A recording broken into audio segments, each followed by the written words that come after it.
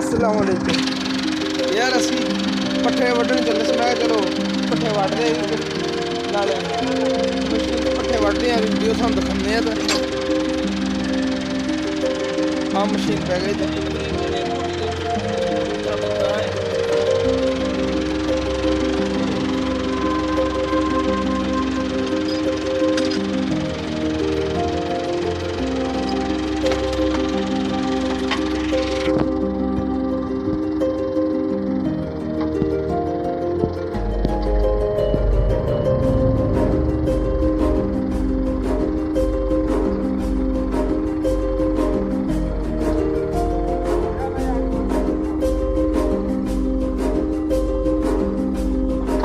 Machine पै गई है। तो चलो हुण आपां चलदे हां।